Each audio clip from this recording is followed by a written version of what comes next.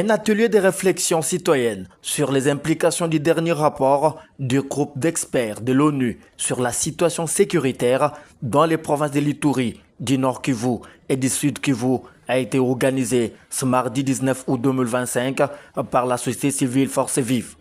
La SCFV alerte l'exploitation de l'or et violences armées dans l'est de la République démocratique du Congo et a également fait quelques observations et considérations sur les 10 rapports. Jean Bosco Lalo est président national de la société civile Force Vive. Observations et considérations de la société civile relatives au dernier rapport du groupe d'experts des Nations Unies sur la RDC. Le Bureau de coordination nationale de la société Force Vive de la RDC informe l'opinion nationale et internationale de ces observations et considérations à la suite de la publication, à date du 6 mai 2025, du dernier rapport du groupe d'experts des Nations Unies sur la RDC. Et ces documents de 258 pages traitent principalement de la situation sécuritaire et de l'exploitation des ressources minières dans la partie est du pays, notamment dans les provinces de l'Ituri, du Nord Kivu et du Sud Kivu. Nous saluons l'intérêt soutenu de la communauté internationale pour la transparence dans l'exploitation des ressources naturelles et pour le rétablissement de la paix dans les zones affectées par une insécurité chronique en RDC. Toutefois, malgré ces intentions louables, les secteurs aurifères, pourtant stratégiques pour l'économie nationale, ne génèrent toujours pas les dividendes attendus. Nous encourageons les réformes initiées par le gouvernement de la RDC avec l'appui des partenaires techniques et financiers visant à lutter contre l'exploitation minière illégale. Ces efforts incluent la formation du secteur minier artisanal par l'agrément des coopératives, la création des zones d'exploitation artisanale ZEA qui sont viables, l'opérationnalisation des services techniques tels que le SAIMAP, la mise en place des mécanismes de traçabilité et la ratification des initiatives régionales CIRGEL et internationales OCDE. Nous dénonçons l'exploitation anarchique de l'or par certains opérateurs étrangers, notamment chinois, qui, sous couvert d'activités artisanales, utilisent des équipements industriels, étouffent les coopératives congolaises légales, détruisent massivement l'environnement et opèrent dans ces zones interdites en tout contrôle, y compris par le service étatique spécialisé. Fait troublant, ces opérateurs bénéficient parfois de la protection des forces régulières, les FARDC, PNC, en violation flagrante des dispositions légales interdisant la présence militaire sur les sites miniers artisanaux. Cette situation révèle l'existence des réseaux d'exploitation illégale impliquant à la fois des acteurs étatiques et des groupes armés. L'or issu de ces circuits échappe totalement au contrôle légal. Ces statistiques sont inconnues au niveau national, mais apparaissent dans les rapports d'exportation des pays voisins servant de transit. À la lecture du rapport, plusieurs insuffisances majeures sont à relever.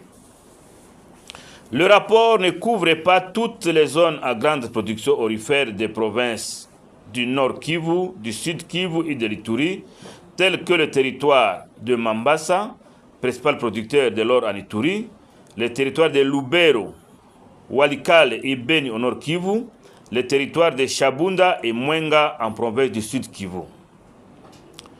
Aucune mention n'est faite des entreprises chinoises qui représentent environ 90% des grands exploitants et exportateurs miniers opérant sans respect du code minier.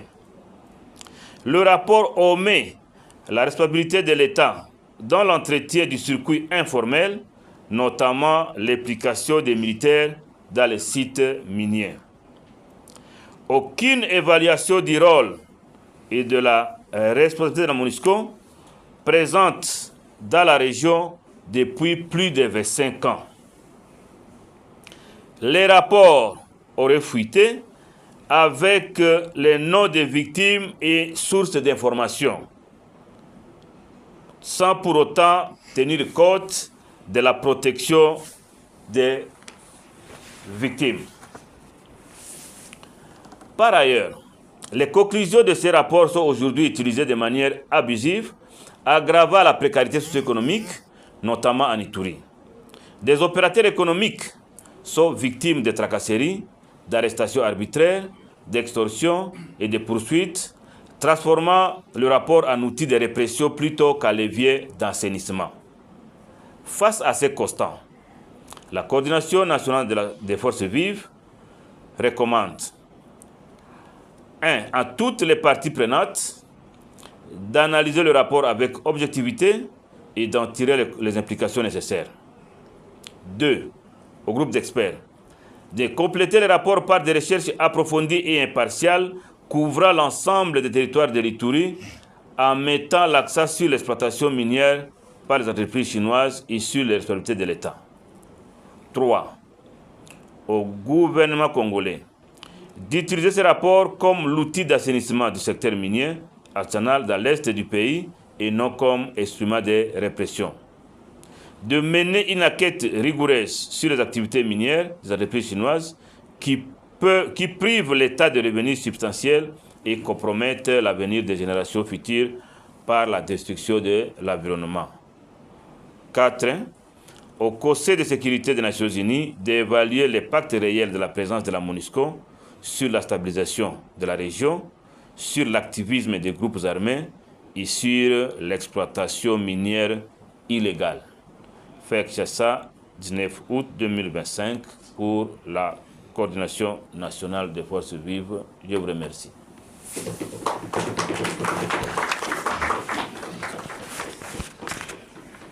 Alors, c'est fini, copain? Oui. La photo. Oui. C'est moins important.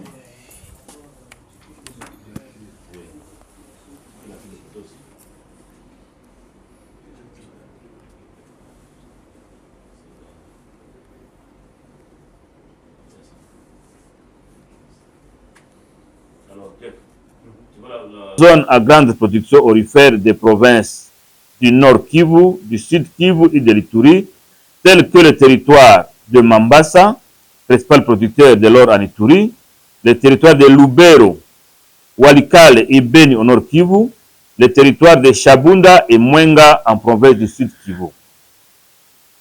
Aucune mention n'est faite des entreprises chinoises qui représentent environ 90% des grands exploitants et exportateurs miniers opérant sans respect du code minier. Le rapport omet la responsabilité de l'État dans l'entretien du circuit informel, notamment l'implication des militaires dans les sites miniers. Aucune évaluation du rôle et de la responsabilité de la MONUSCO présente dans la région depuis plus de 25 ans. Les rapports auraient fuité avec les noms des victimes et sources d'informations, sans pour autant tenir compte de la protection des victimes.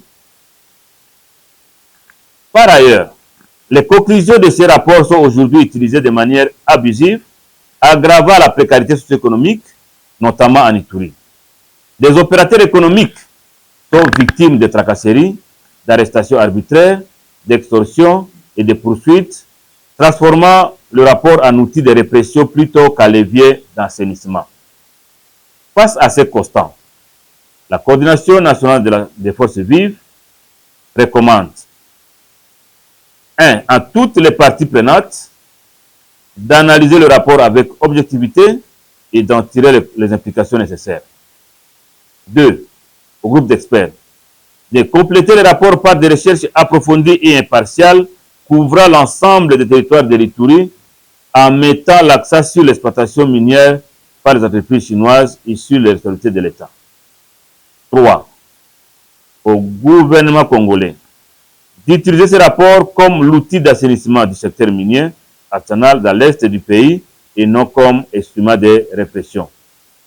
De mener une enquête rigoureuse sur les activités minières des entreprises chinoises qui privent l'État de revenus substantiels et compromettent l'avenir des générations futures par la destruction de l'environnement. 4. Au Conseil de sécurité des Nations Unies d'évaluer l'impact réel de la présence de la MONUSCO sur la stabilisation de la région, sur l'activisme des groupes armés et sur l'exploitation minière illégale. Il s'est de vous signaler que cette journée de réflexion a réuni plusieurs structures de la société civile congolaise et c'est la salle de réunion Père René Bekams du centre CEPAS dans la commune de la Gombe, ville province de Kinshasa, qui a servi de cadre à la dite activité.